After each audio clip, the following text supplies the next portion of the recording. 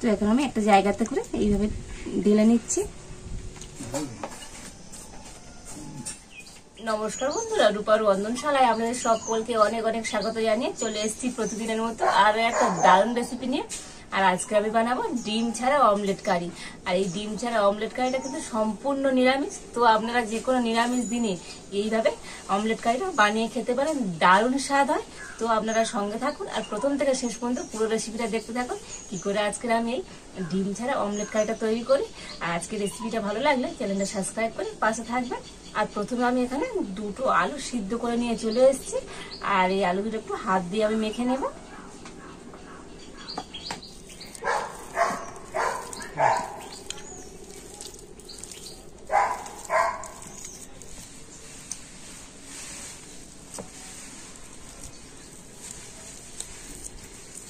তো আলু দুটো হাত দিয়ে আমি এইভাবে একটু ভেঙে নিয়েছি।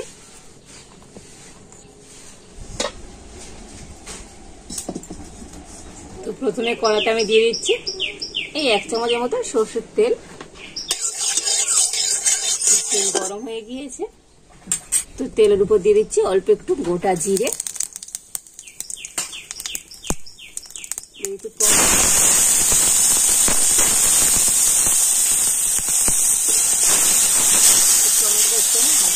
নাড়াচাড়া করে নেব। তো এটা করে টমেটোর যেটা কাঁচা গন্ধ সেটা থাকবে না।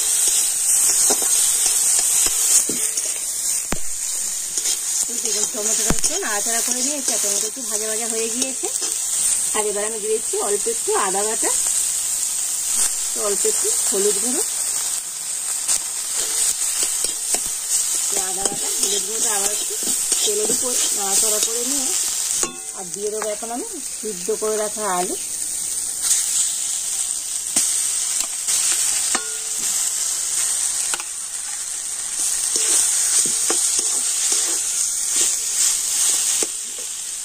আর এখানে আর দুটো লঙ্কা আমি একদম কুচিয়ে নিয়েছিলাম দিয়ে দিচ্ছি।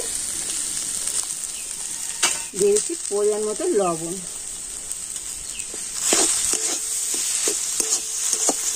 এখন আমি সব কিছু কিন্তু খুব ভালো করে এইভাবে মিশিয়ে নেব। আর এই আলুর সাথে তো আপনারা চাইলে অন্যান্য সবজিও দিতে পারেন। তো আজকে আমি শুধু আলু দিয়ে পুর বানাচ্ছি। তো এটা একটা পুর বানানো হচ্ছে। তো সমস্ত কিছু কিন্তু একসাথে ভালো করে মিশিয়ে নিয়েছি। আর সব শেষে আমি দিয়ে দেব অল্প একটু ভাজা জিরের গুঁড়ো আর অল্প করে ভাজা ধনের গুঁড়ো। তো জিরে আর ধনের গুঁড়োটা দিয়ে ভালো করে নাড়াচাড়া করলেই কিন্তু আমার আজকে পুরটা একদম রেডি হয়ে যাবে। তো আলুর পুরটা কিন্তু একদম আমার রেডি হয়ে গিয়েছে। আর এখন আমি নামিয়ে নেব।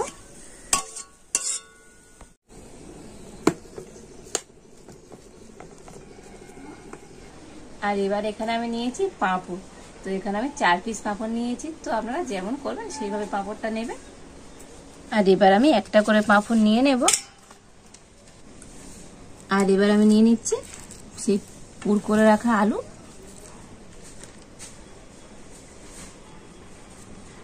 আর এই পাঁপড়ের মাঝ বরাবর আমি এইভাবে দিয়ে দিচ্ছি।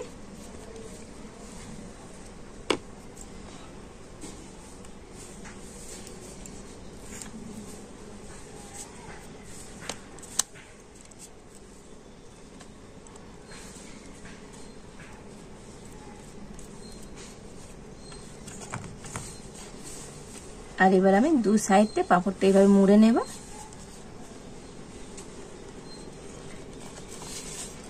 আর এইরকম একটু বড় সাইজের পাঁপড় নেবেন। তো একদম যে ছোট একটা পাঁপড় হয় ওই পাঁপড়টা নেবেন না, ওতে করে ভালো হবে না। এটা দেখ কিন্তু ভালো হবে। আর এইভাবে আমি মুড়ে নিয়েছি। আর এইখানে একটু আমি হালকা করে জল দিয়ে দিচ্ছি। জল দিলে তো এটা কিন্তু খুব ভালোভাবে একদম সেট হয়ে যাবে। তো আপনারা চাইলে এই পাঁপড়গুলো জলের মধ্যে একবার ভিজিয়েও নিতে পারেন। তো দেখুন এই একটা তৈরি করে নিয়েছি।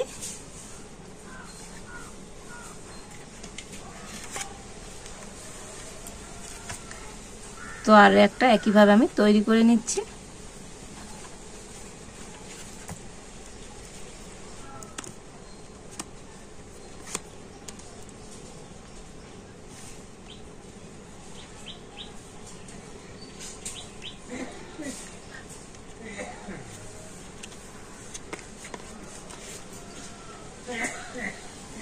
তো একটু এরকম জল দিয়ে মুড়ে দেবেন, দেখবেন মুড়োটা কিন্তু খুব ভালোভাবে এইভাবে সেট হয়ে যাবে। তো দেখুন এই আর একটা তৈরি করে নিয়েছি। আর এইভাবে প্রত্যেকটা পাঁপড় আমি রেডি করে নেব। তো দেখুন এই সমস্ত পাঁপড়গুলো আমি রেডি করে নিয়েছি। তো কড়াতে আবার আমি দিয়ে দেব সরষের তেল।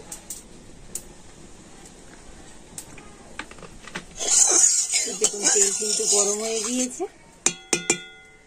আর এবার আমি পুর ভরা পাঁপড়টা তেলের মধ্যে দিয়ে দিচ্ছি।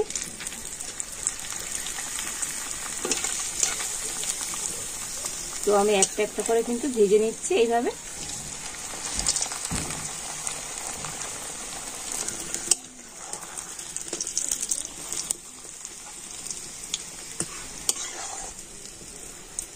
তো দেখুন এইভাবে আমি ভেজে নিয়েছি। তো তুলে নিচ্ছি।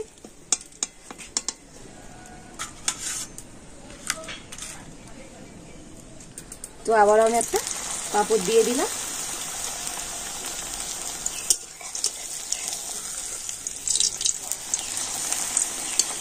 আমি উল্টে পাল্টে এইভাবে ভেজে নিলাম।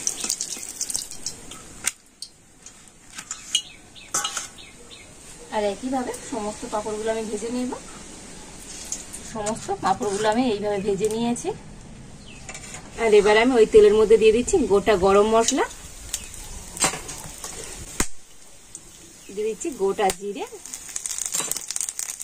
দিয়ে দিচ্ছি একটা টমেটো,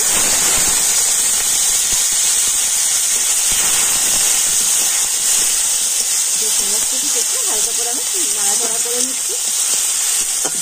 টমেটোটা ভাজতে ভাজতে এদিকে আমি একটা মশলার পেস্ট তৈরি করে নেব। তো নিয়েছি একটা বাটি, নিয়ে নিচ্ছি হাফ চামচ হলুদ গুঁড়ো, হাফ চামচ ধনে গুঁড়ো, হাফ চামচ জিরে গুঁড়ো, দিয়ে দিচ্ছি অল্প একটু কাশ্মীরি লঙ্কা গুঁড়ো, হাফ চামচ দিয়ে দিচ্ছি আদা বাটা, আর অল্প একটু জল দিয়ে দিচ্ছি। তো এবারে জল দিয়ে সমস্ত মশলাগুলো খুব ভালো করে আমি গুলে নিচ্ছি।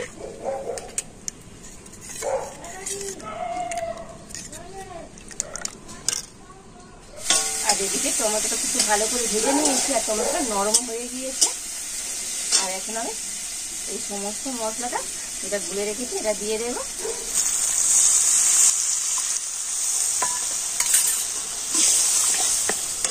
দুটো কাঁচা লঙ্কা চেরা করে নিয়েছি দিয়ে দিলাম। আর দিয়ে দেবো এখানে 2 চামচ টক দই। তো এখন আমি সমস্ত কিছু খুব ভালো করে কিন্তু কষে নেব।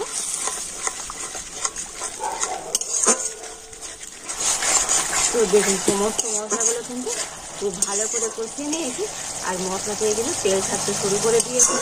আর এবার আমি দিয়ে দেবো জল।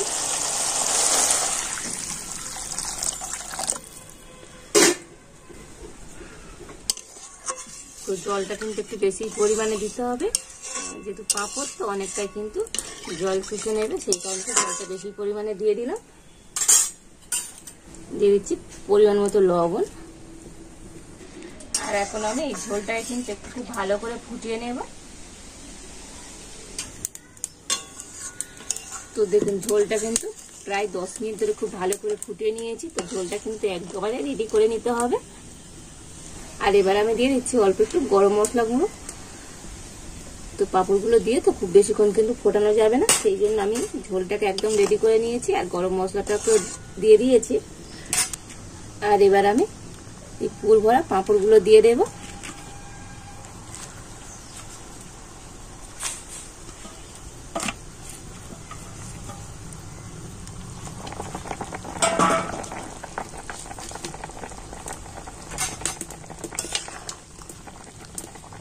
তো এগুলো দিয়ে তো খুব বেশি কিন্তু নাড়ানাড়ি করা যাবে না, পাঁপড়গুলো তো একদম ভেঙে যেতে পারে। আর এবার দিয়ে দিচ্ছি আমি ধনেপাতা কুচুনো।